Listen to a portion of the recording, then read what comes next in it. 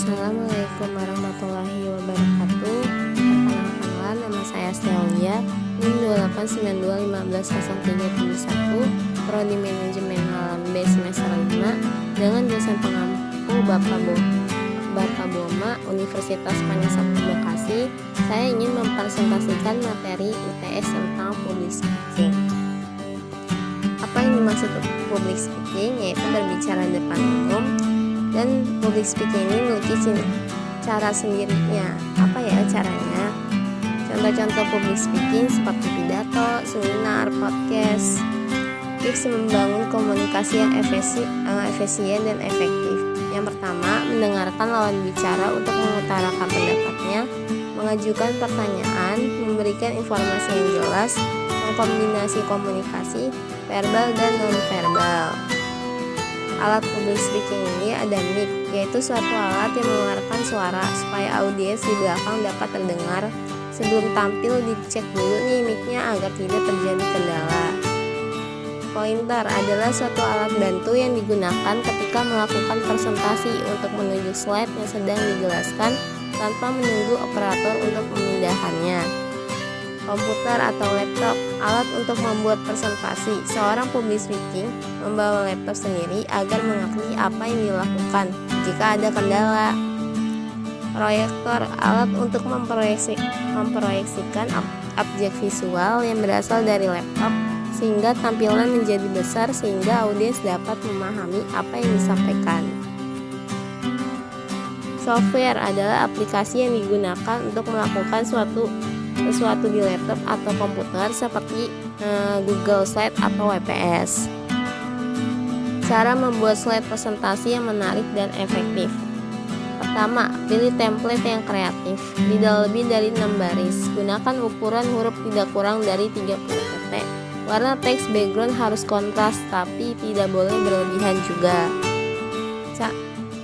Cara mengatasi gugup. Yang pertama, memahami materi yang ingin disampaikan sebelum presentasi, berarti sebelum tampil.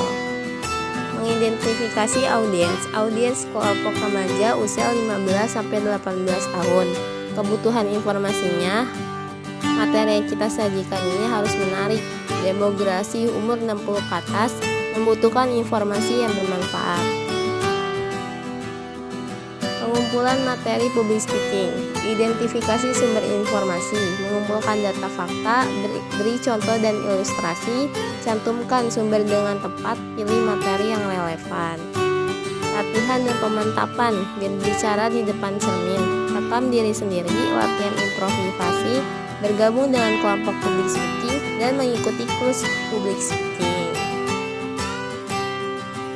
Show panggung atau pesona ataupun kesenangan. Penggunaan bahasa tubuh yang baik, kontak mata yang kuat untuk mempengaruhi atau meyakini intonasi suara. Perhatikan komunikasi nonverbal, kreativitas dan pemahaman, entertainment value untuk menghibur di panggung. Nah, itu materi yang saya sampaikan. Berikut adalah kesimpulannya. Nah, itu materi yang saya sampaikan. Di sini saya ingin menyimpulkan materi tentang public speaking. Jadi public speaking itu seperti pidato atau berbicara di depan umum, seperti seminar, seperti podcast. Nah, itu udah termasuk public speaking, yaitu keberanian untuk berbicara di depan umum. Nah, cara berkomunikasi yang baik bagaimana dalam public speaking? Yaitu pertama harus mendengarkan lawan bicara. Jika ada yang bertanya setelah apa yang kita sampaikan, kita harus mengapresiasi pertanyaan tersebut ya, dan memberikan informasi dengan jelas. Jadi informasi yang kita sampaikan dalam public speaking tersebut harus jelas agar audiens dapat memahami. Lalu mengkomunikasikan komunikasi verbal, yaitu seperti mengangguk kepala ataupun tersenyum.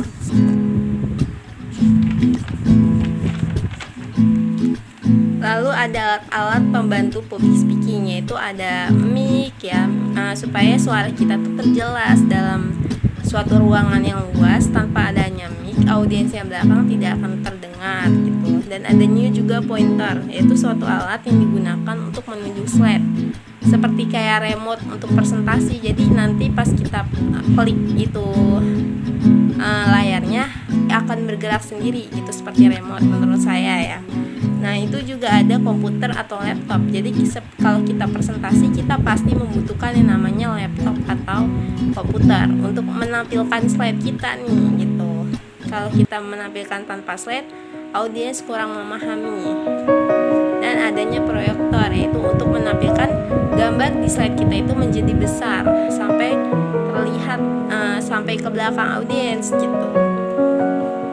Dan ada software, yaitu pembuat aplikasi tentang kita membuat materi public speaking tersebut seperti PPT ataupun WPS seperti itu. Nah, bagaimana ya cara membuat slide presentasi yang baik untuk public speaking ini? Yaitu pilih template yang menarik supaya template-nya nggak bosan, nggak itu aja. Lalu kita memilih nih template yang menarik. Untuk anak-anak remaja ataupun anak kuliah itu sukanya template yang menarik dalam kita menyampaikan public speaking. Beda dengan halnya untuk ibu-ibu gitu. Jadi kalau tampilan kita biasa aja mungkin dia masih bisa menerima, tapi kalau anak-anak remaja ataupun anak kuliah itu biasanya membutuhkan slide yang menarik agar tidak membosankan. Lalu pilih 6 baris dengan satu slide. Jadi kata-kata di PPT itu nggak usah berbanyak-banyak, yang penting poin-poinnya itu dapat tersampaikan dengan jelas. Yaitu jangan berlebihan juga nih menggunakan fitur. Jangan mentang-mentang kita mau mengedit asal kebanyakan warna ataupun itu juga tidak membuat monoton dilihatnya. Jadi jangan terlalu berlebihan dalam mengedit.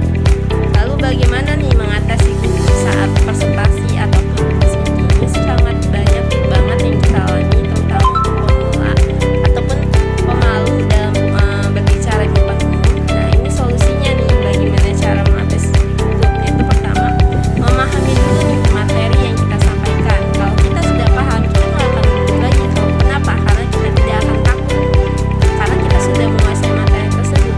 Gugup itu ada alasannya, itu ya pasti karena kita takut tidak menguasai materi. Yang kedua, kita harus berlatih dulu nih sebelum tampil agar public speaking kita dapat dilihatnya baik atau tidak. Berlatih di kaca misalnya ataupun di handphone bisa.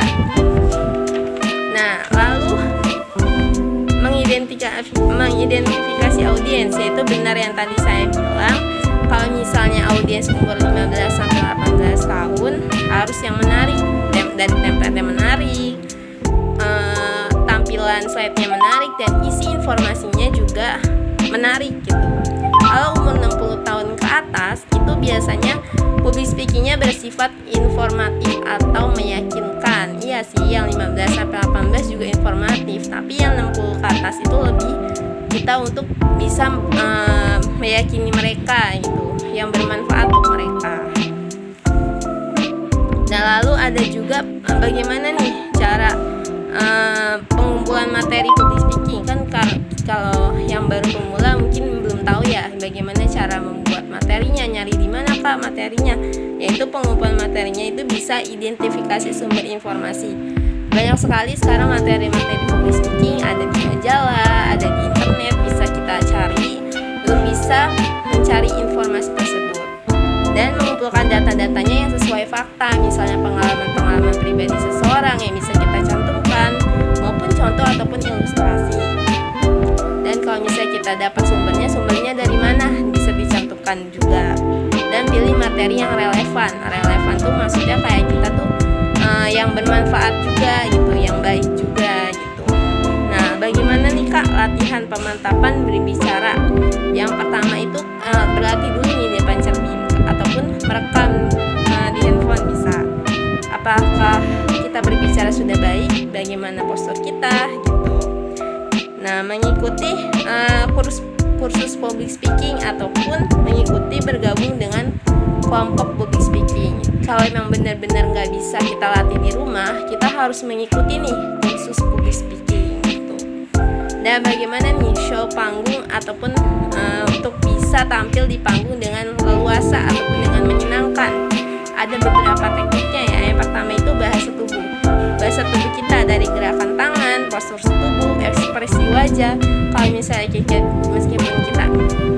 misalnya kita di depan hanya cuman diam saja, maka audiens itu tidak akan terbawa apa yang kita sampaikan gitu.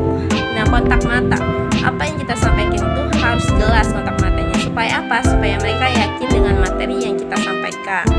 Lalu ada intonasi suara kita harus jelas agar terdengar sampai seluruh audiens gitu.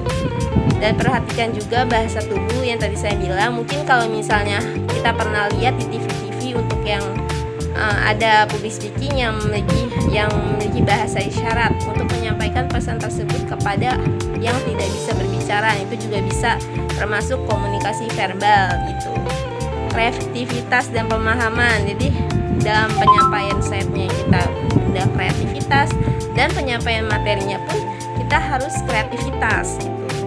Dan kepercayaan komunikasi verbal, jadi kalau kita sudah tampil di panggung itu kita harus percaya diri bahwa kita tuh berada di depan itu adalah yang terbaik gitu. Jangan memikirkan negatif, nah nanti hasilnya bisa juga berdampak buruk apa yang kita sampaikan gitu.